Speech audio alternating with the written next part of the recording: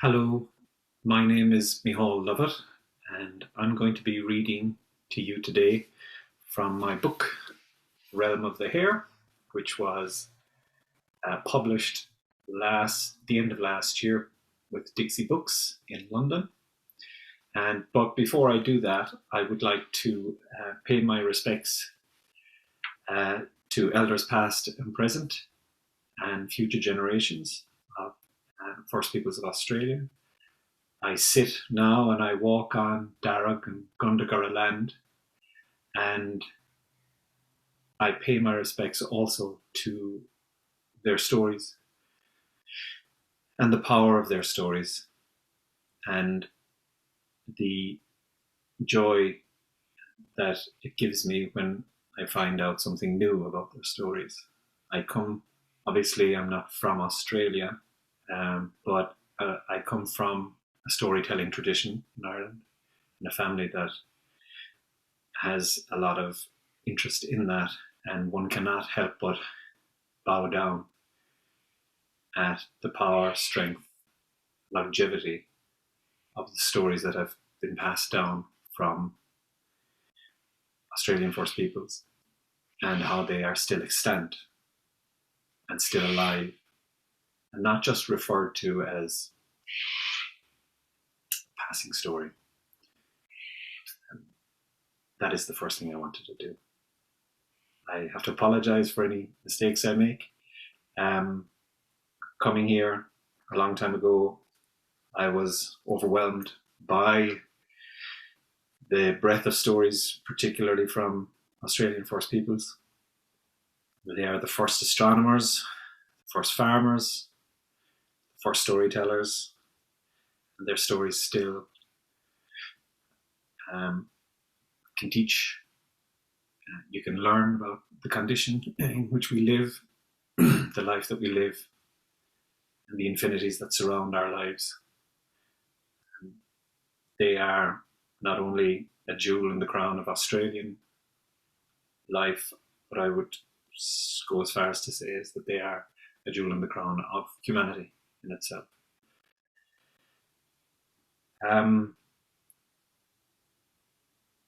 As I said, Realm of the Hare was published by Dixi Books in London at the end of 2021, and it's going to be a lot more available over the next while.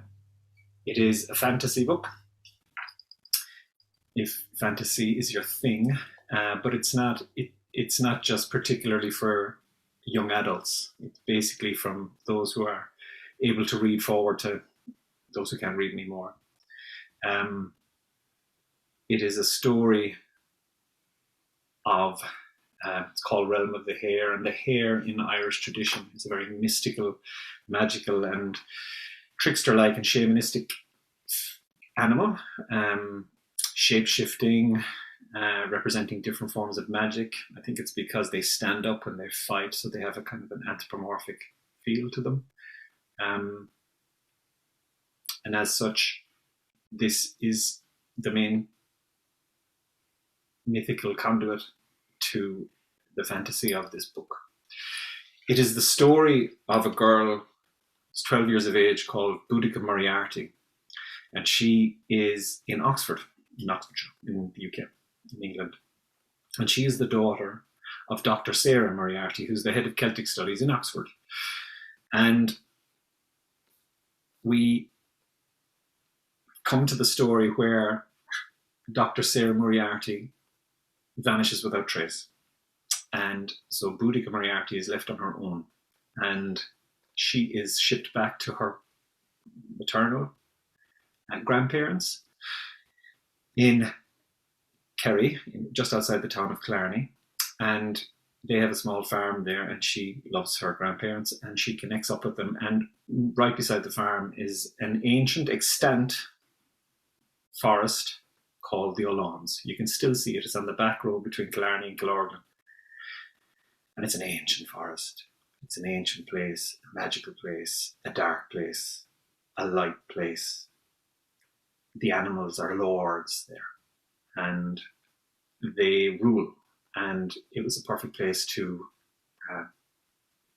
communicate this story, which has got I suppose, mirroring effect in terms of the ecological challenges that we're facing nowadays with climate change, etc. Because the Ullauns is a gateway to a mirror world where a group of young Ullaunites, those who live in the Ullauns, are fighting for nature. And it is a realm that lies under the rule of the Regnum and their leader Mustela. And the Regnum seek to control nature and the power of nature. And there are 6 books in which all the secrets of nature are contained. And Boudicca has one of the books unknowingly. And I suppose the story sets out how, or the journey whereby Boudicca has to collect 6 books to save nature. She also is intent and is committed to finding her mother again. So there are a number of different goals that Boudicca has. The story rips along at a good pace. There are many battles. There are many vignettes. Each chapter starts with a little vignette about a quatrain from one of the books, of the 6 books.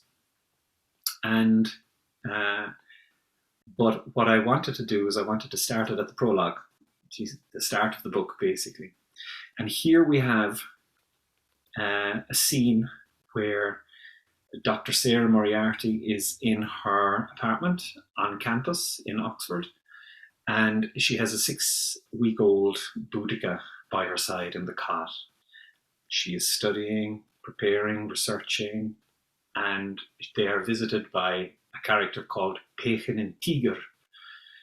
And Pechen and Tiger is a very strange and ancient-looking animal. He has got a size and bulk of a grizzly bear, but also has the twirling horns of a ram or a tup. And he pays them a visit, a very strange visit. And I'd like to read the prologue from the book outlining that visit. So basically you get the start of the story.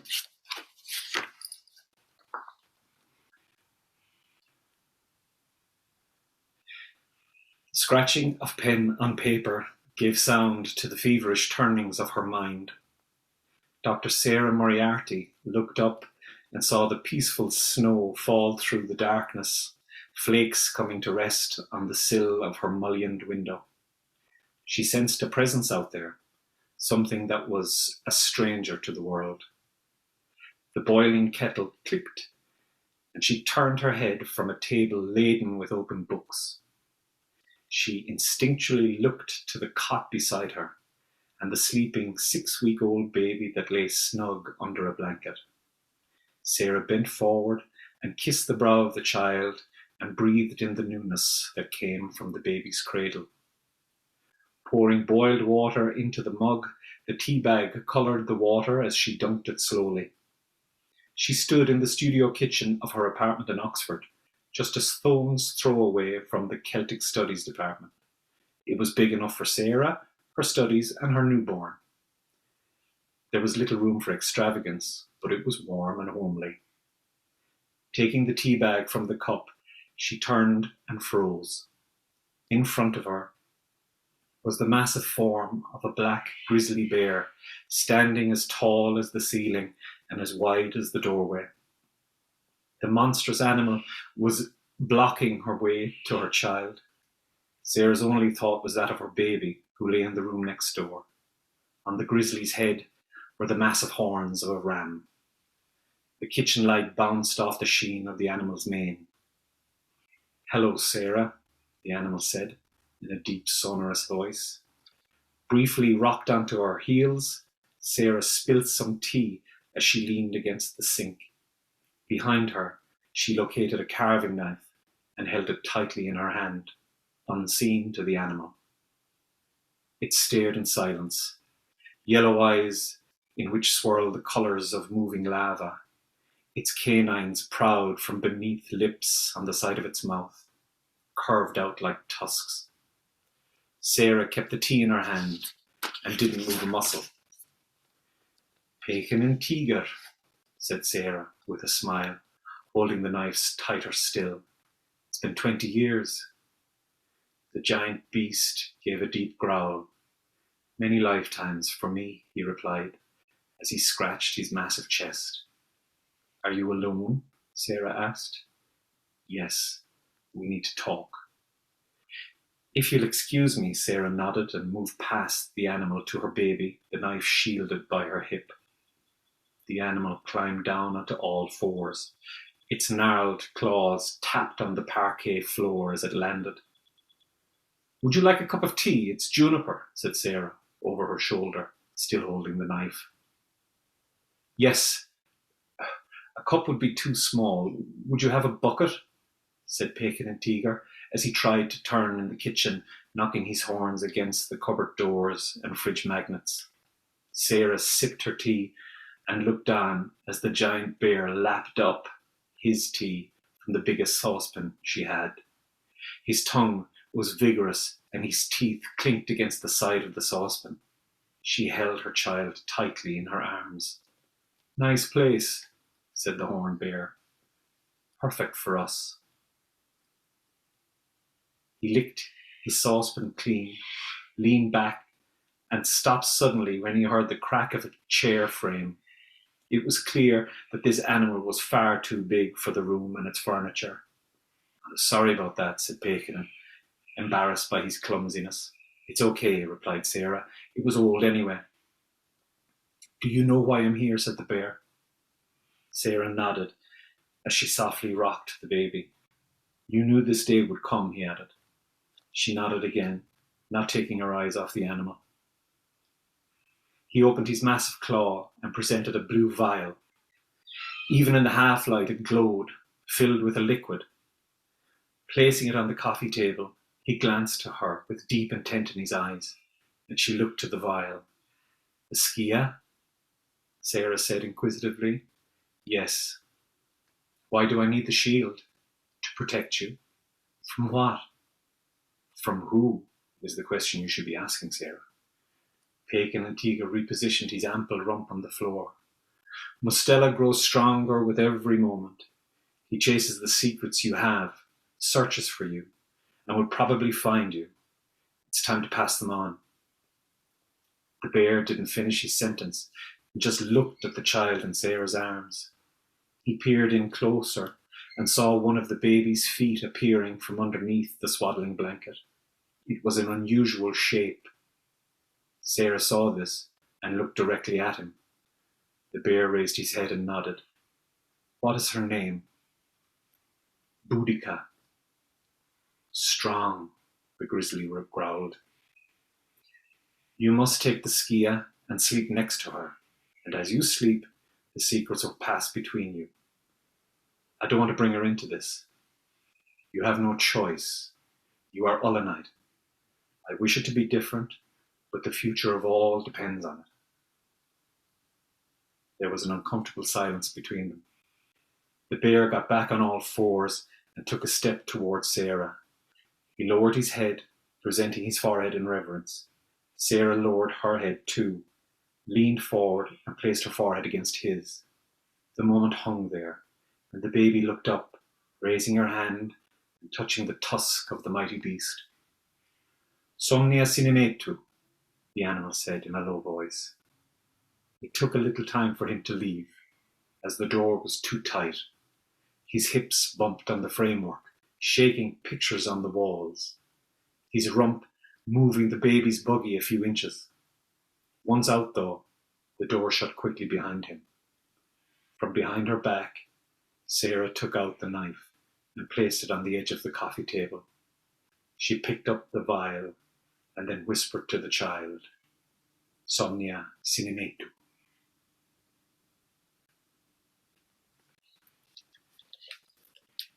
Thank you very much.